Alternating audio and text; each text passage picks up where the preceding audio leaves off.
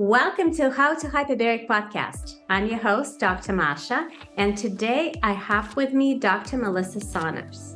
We have a really interesting topic of conversation. A lot of people nowadays are using hyperbaric therapy. It's becoming more and more popular. You can see that from numerous clinics that are opening, companies that are producing hyperbaric chambers, and people who are using hyperbaric therapy.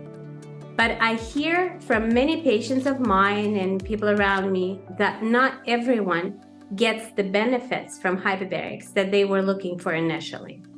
And they're asking why. And there is a reason for that. And that's why I have Melissa on a podcast with me today, because she's going to tell us why is this happening and how we can fix it. Welcome to the show, Melissa. Thank you. I'm so excited for this chat. This is one of my favorite topics. So let's start from the beginning. People are using hyperbaric therapy. They're aiming at they have certain health goals. They're having their treatments done, and they're not seeing the results to the extent, not all of them, but many that they were hoping to. What is going on? Yeah, well, as you know, I in particular love to talk to women, especially women who have children, mamas, or, just the busy woman out there trying to do a million different things. So hyperbaric oxygen therapy, as you know, is one of my hands down favorite, most effective therapies. It's saved me from a dramatic health condition, which I know we'll talk about later. But I think especially as women, we have got to stop putting all the power into these therapies and taking it away from ourselves. And so, when we're constantly running around having these crazy, chaotic lifestyles where we're in fight or flight all the time, and then rushing to do these different therapies that, again, is just now one more thing on our to-do list, but not changing how we actually show up in the world, we're not going to get as much out of the therapy as we can.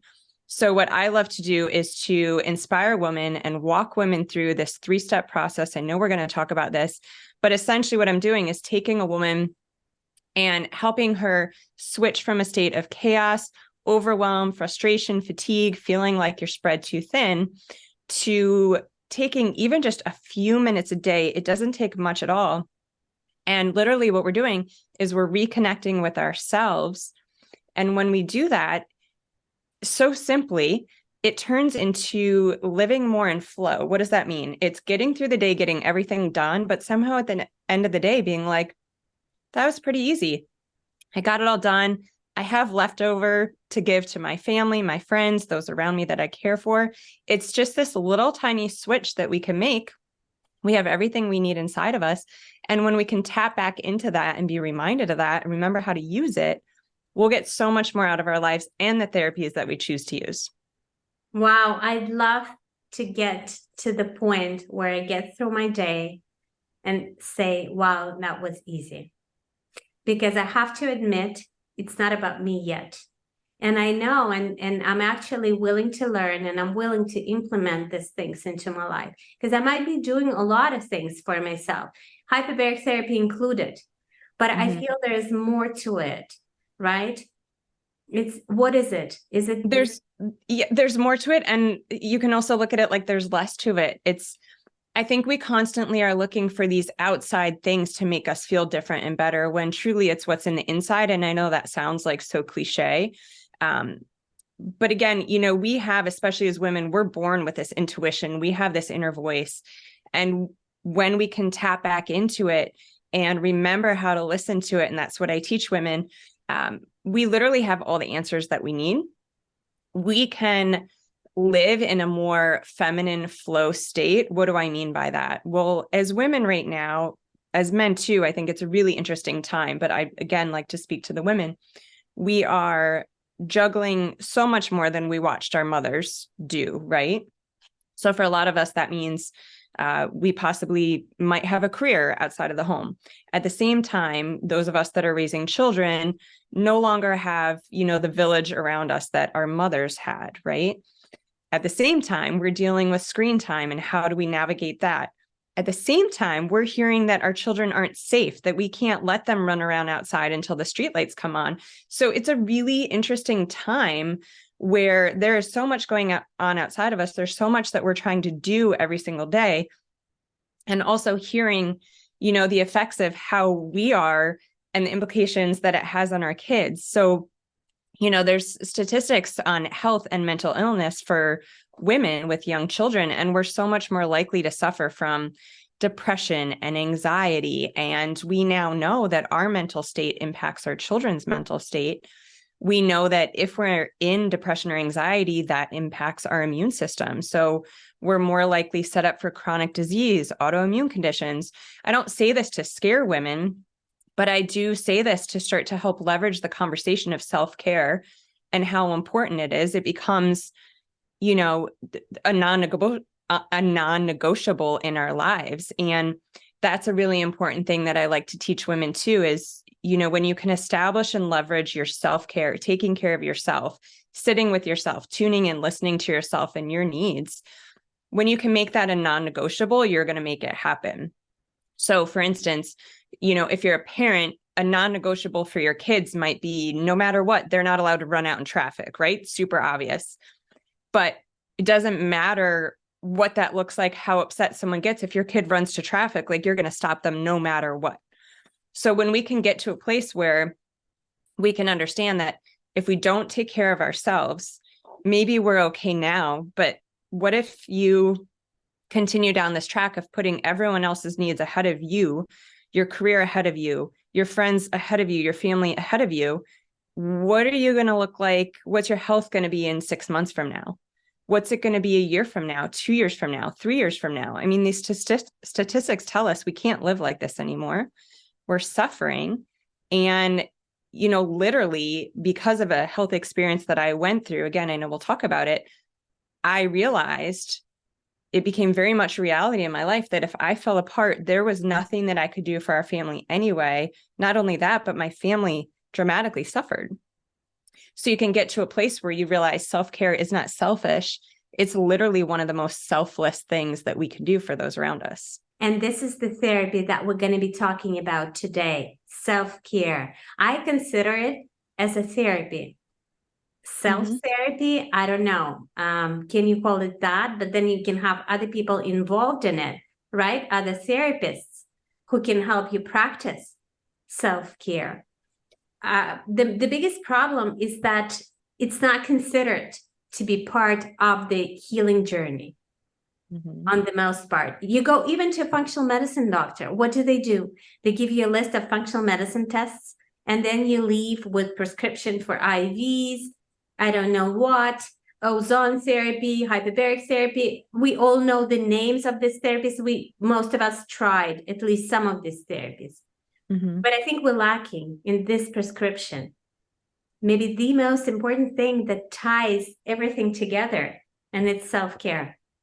Yeah, I would agree. And, self-care does not, I would call myself the self-care queen. I don't remember the last time I got a massage or took a bubble bath. Like, these are not the 1.5 to 2 hour things that we do once in a while when we can get a sitter, we can carve out time, we have a day off. It's literally connecting to ourselves. We don't have to wait for someone to prescribe this for us. We don't have to take something in the outside in. It's something you can do in your car on the way to pick up. Like, we always have access to this. It's free. It takes very little to no time. You can do it in tiny chunks throughout your day, and that's what's going to make the difference. It's almost like flexing this muscle where you're constantly feeding this. I almost like to personify it. Like, think of this inner person. You're constantly touching base with her. What do you need? What do you want? What's not working for you here? It's literally like, so many of us talk to ourselves. Like, let's talk to ourselves and make it effective. Let's have it be a two-way conversation. Like, this is the gold of self-care to me. A lot of us talk to ourselves in a negative self-talk. And a lot of ourselves talk to us in a negative talk. So I would love to touch on that if that's okay. Absolutely. Go ahead. So we have this inner voice. So 3 of the things that I love to walk women through are, 1, most important, create time to stop and connect with yourself. So I like to do this in the mornings. I have this thing, I call it the Magical Mornings Challenge, where I teach this for free on my platforms. This is something I do every single day. If I have 2 minutes, if I have 5 minutes, now I get up like an hour early. This has happened over the last few years because I love this time so much. So first step is to create the time and space to stop and connect with yourself. If it's 2 minutes when you get out of bed, fine. Start to listen to that inner voice. She's probably pissed off. If you haven't been listening to her in a long time, she doesn't have nice things to say. So this is that voice you hear maybe when you're getting ready. Oh, gray hairs, looking kind of chubby. Like, you have this voice. You've heard this voice. But we can turn this voice into good when we nurture her, when we listen to her and give her what we want. So again, if we personify her, she's got a masculine side and a feminine side. And so many of us, I know, like you and many women, I'm sure, that listen to your podcast, we are type A, overworking women who tend to listen to the masculine side of the voice. What is that?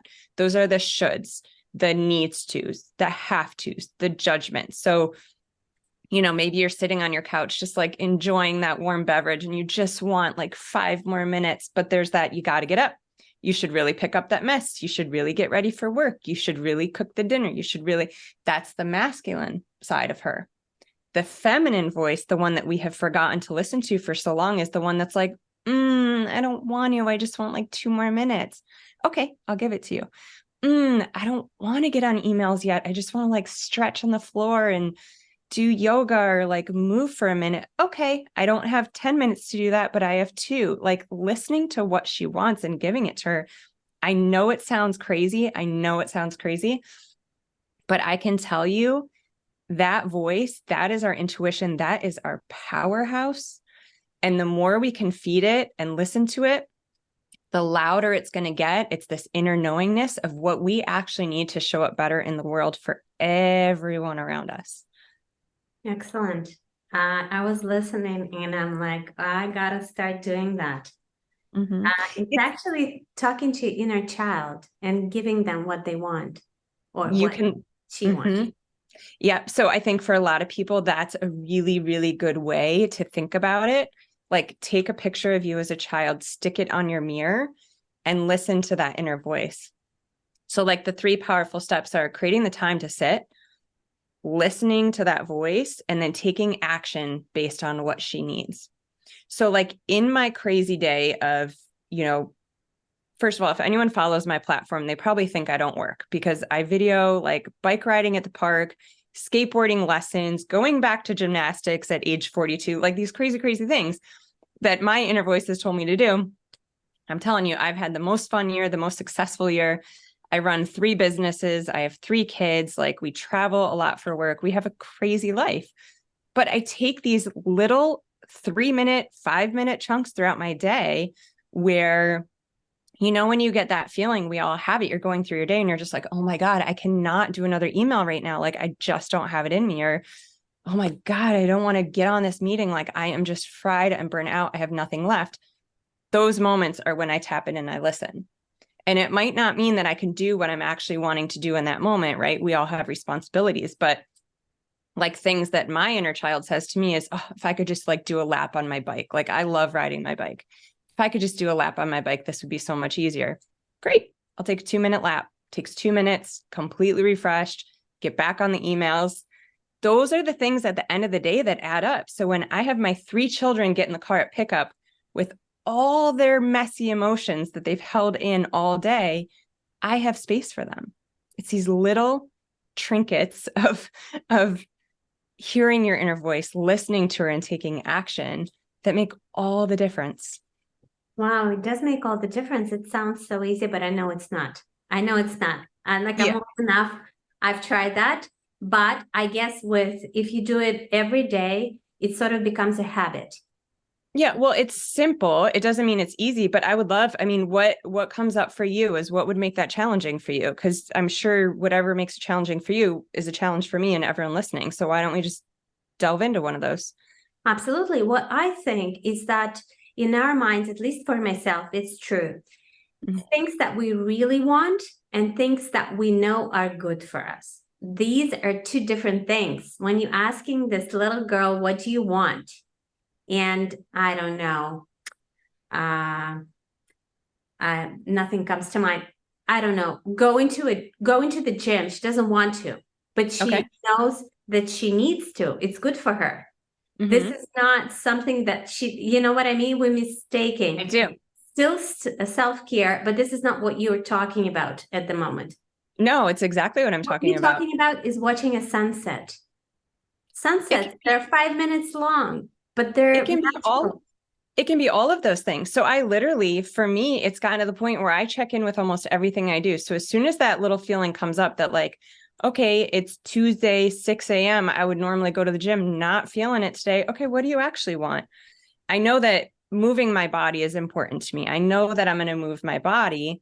Is there a different way you want to move your body today? You want to just go for a walk? Great. That's what we're going to do.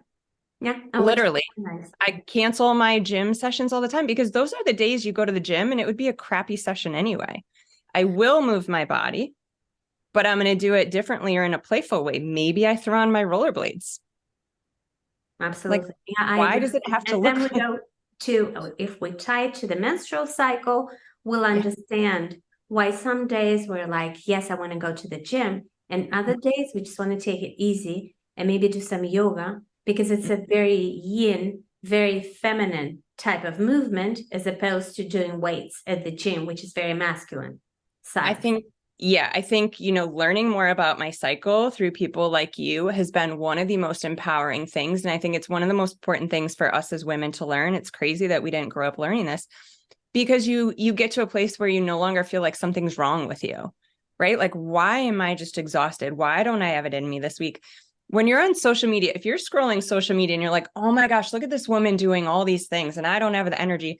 My first thought, if I think that, she's ovulating and I'm not. Yeah. And It just makes you feel like, okay, I'm not supposed to be doing those things right now. I'm supposed to be more internal and quiet because my intuition is really high right now. I'm supposed to be going for walks or a slower morning or sitting. So yeah, cycle syncing and leaning into what's going on in our hormones is so important.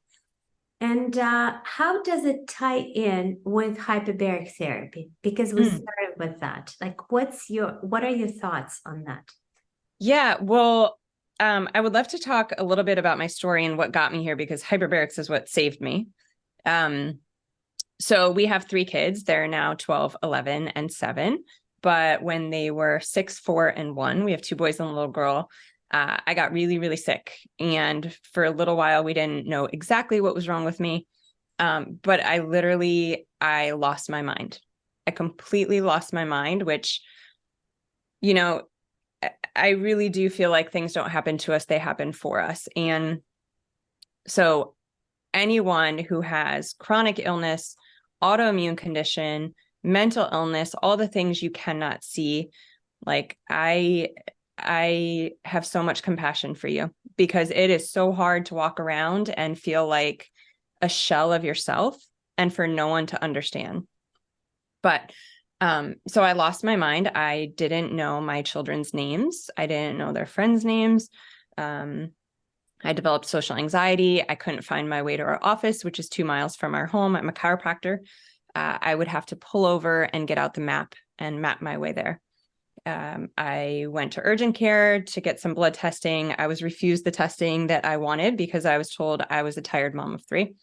Thank God I know enough. I said I wasn't leaving until I got tested. I had a feeling I might have Lyme disease. I said I wasn't leaving unless they tested me or they needed to sign something saying that they refused. Got my test, had Lyme. My co-infections were meningitis and encephalitis. So literally it attacked my nervous system. And hyperbarics is what got me through. I luckily had access to a chamber. Thank God. I knew that was something that could help heal the nervous system. It's oxygen. It's the most important fuel source that we need. So I would literally lay in the chamber and within, half hour of the hour session I would do, it felt like someone vacuumed the cobwebs out of my brain.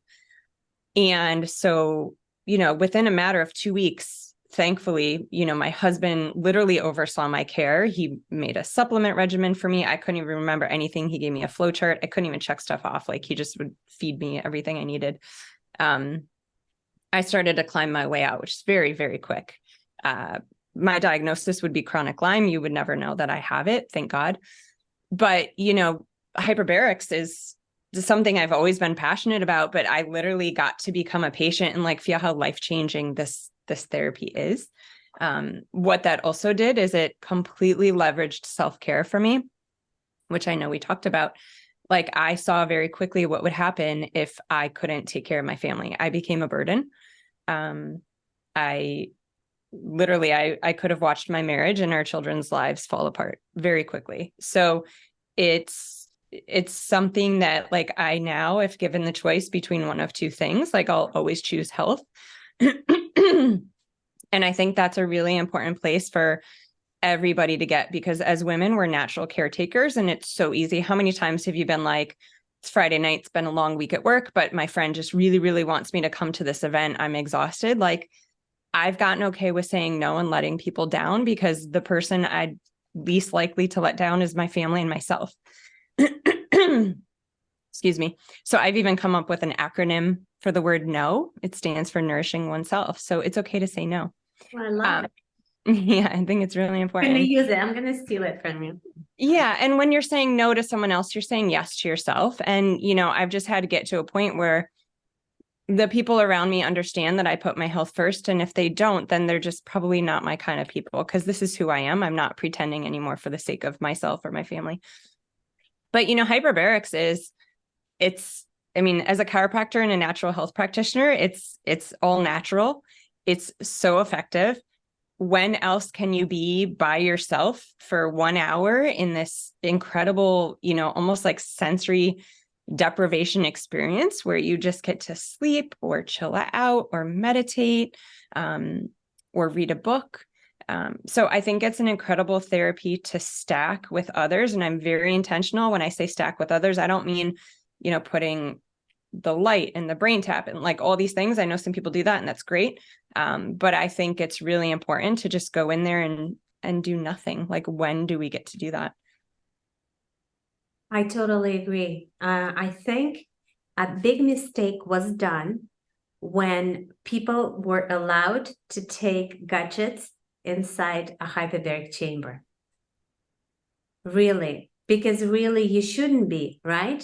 You should be there just by yourself, allowing that time in a closed space.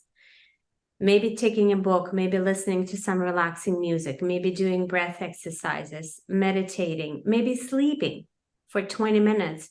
That's okay too. And I think it's really beneficial, but not be constantly engaged. Melissa, you've seen a lot of patients throughout your career, your practice. You're a chiropractic doctor. Your husband is Jason Saunders, Dr. Jason Saunders, for those who don't know, but I think everybody knows that. So together, you've seen even more patients, right? So my question is, and of course, you've analyzed patient cases.